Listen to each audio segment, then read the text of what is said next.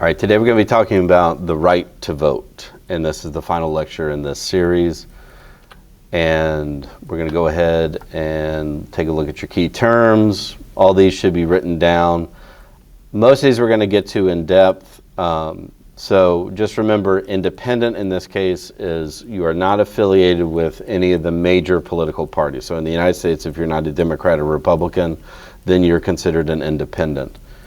And then the last term we have here, a secret ballot. The key thing just to remember here is that a secret ballot means that nobody can go back through and see specifically who you voted for so that they can then harass you or target you in the future. That's what we mean by a secret ballot.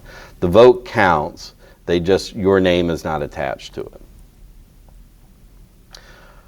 All right, so 2 minutes before I start speaking to write everything down, and then you continue writing once I start speaking at the end of the timer.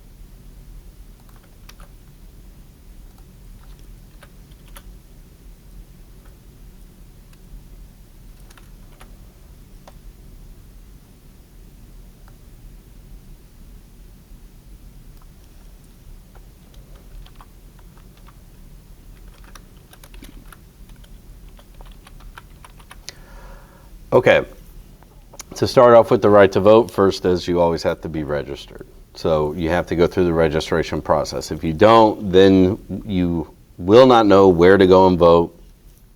And in this case, that's the most important part about making sure that you're registered. Of course, you have to be 18. Some states you can register early on, and then once you become 18, then your registration actually activates. But the important part is it designates where you vote. So which polling place you go to, and then within the polling place, your district is carved up into precincts and wards. So that is also very important because it might be dependent upon, what section of a city you live in or what section of a neighborhood, even to that effect. So if there are issues on the ballot for your city charter or for the state constitution, you need to be casting your vote from where you live as specifically as possible so that those measures, at least the city can see which neighborhoods were for something and against something, so on and so forth. It's all about data collection as well as making sure that you're casting your vote for the area in which you actually reside, where you live. Now the next section, primaries, this is where things get a little confusing if you live in Louisiana. So we're going to talk about other states first, and then we're going to specifically talk about Louisiana. So in other states, you will have what's called primaries. Now, this isn't, typically what this will be is that over the summer before an election, they will hold primaries. And this is where people go in and they vote for the candidate for a party to select to run. So you'll see this not just in presidential elections, but in congressional elections as well as in state and local elections. Usually, most states and most cities want to get the candidates down to 2 so that people have, a binary choice, an A or a B, a 1 or a 0. So a closed primary is where only people who are registered for that political party can go in and vote for those parties' candidates. So that one person comes out and then will run against whoever wins in the other primary. An open primary, which is similar to what we have, is that anyone can go in, no matter what party you're registered as, and vote for any of the candidates. Sometimes, most of the time, you have people being honest about this. Other times, though, you will have people go in and they vote for somebody that they know is going to lose, so that the person they want to win is actually will win. It's kind of a legal way of rigging a system. Now, again, this is just in selecting candidates. So in Louisiana, though, and in New Orleans, we do it differently. We have what's called a jungle primary. And so any candidate that can get registered as a candidate, raising enough money, getting enough people to support them in their campaign, they're all on the ballot for each individual office. And for our first open primary, anyone can go in and vote for any of them. They're all competing against each other. So this is why when you go and vote in Louisiana, you will see multiple Democrats, multiple Republicans, multiple independent candidates all on the same ballot running for the same office. Now, the way our state works is that if any one of those candidates gets 51% of the vote, then they are elected to office. So the election's over for that office after the primary, if somebody gets 51%. So we saw this in our last gubernatorial election, in which the top candidate got just over 51% and was elected into the governor's house. There was no runoff, there was no other election held to determine whether that candidate would run against another one.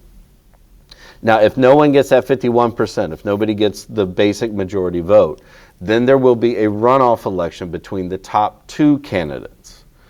So now that could mean like somebody might have only gotten 11% of the vote. But if that's in the top 2, then they get moved on to the next round. And then they will run off against one other candidate.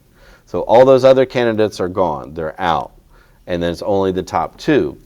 But also what this means in Louisiana, this is why sometimes you can get a runoff election and it's between 2 Democrats or between 2 Republicans. This is sort of the part of the reason it's called a jungle primary. It's kind of, survival of the fittest. It can be very nasty depending on the types of elections.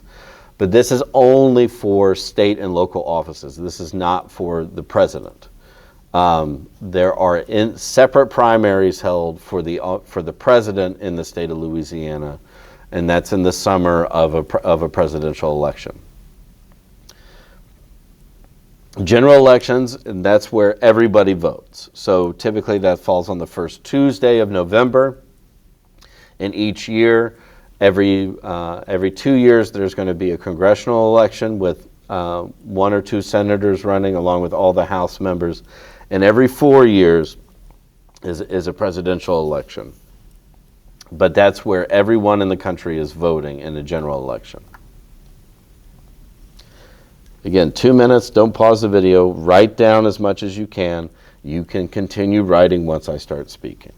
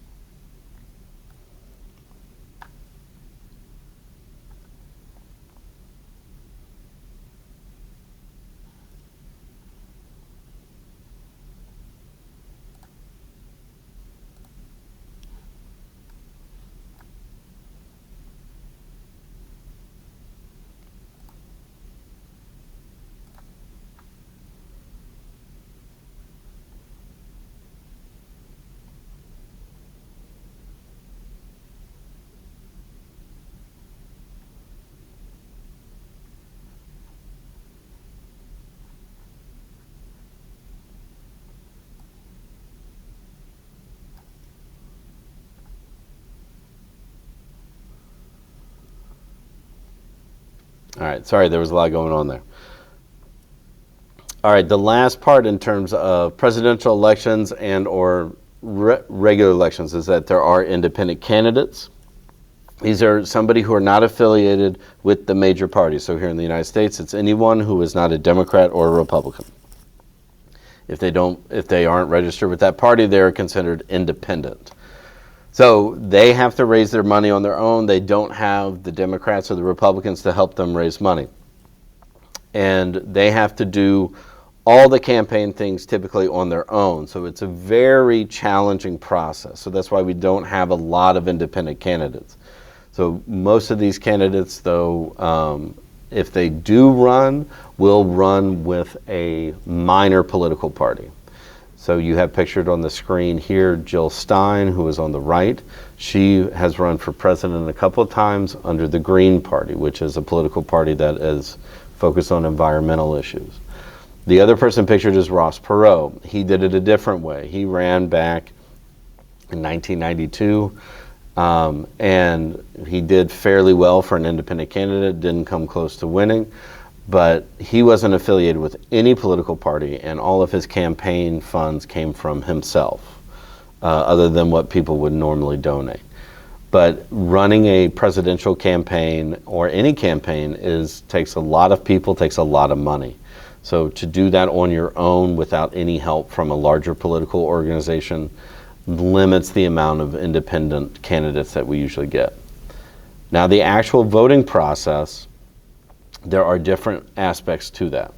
So starting with the first round, the first thing that you can do versus showing up on actual election day is absentee balloting. So if you know that you aren't going to be physically present on any of the early voting days or on the actual general election day, then you can fill out a form indicating who you want to vote for and mail it in to the Board of Elections in your district.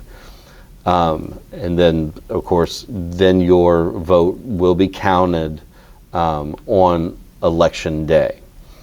Now, some states allow you to do absentee balloting just as a convenience. Others, you have to show proof that you are not going to be physically present during election days. Then there's early voting. So part of early voting can constitute mail-in balloting, which I sort of just described a little bit too. So some states consider mail-in balloting the same as absentee, and they allow that to happen whether you're going to be out of state or are physically present on election day. But the idea of mail-in balloting is those people that have trouble getting around, whether that's physically they can't walk around that much, or they have transportation issues, can fill in their ballot by mail, and then the post office picks it up and gets their ballot in to be counted.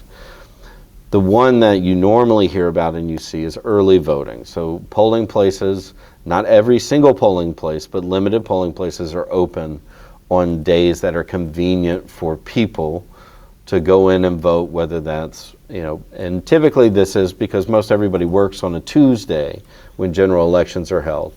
Early voting is a time for those people so they don't have to take time off of work, they don't have to lose pay in order to go and vote. And then, of course, you have your election day. So that's a day when all polling places are open. Some states, like here in Louisiana, if it's not a congressional or presidential election, they can hold their general elections on a Saturday, as happened in this past gubernatorial election. But typically, if there is a congressman, senator, or a president being elected, that's going to fall on the first Tuesday in November. So that's why the other options are open for us. And that is it.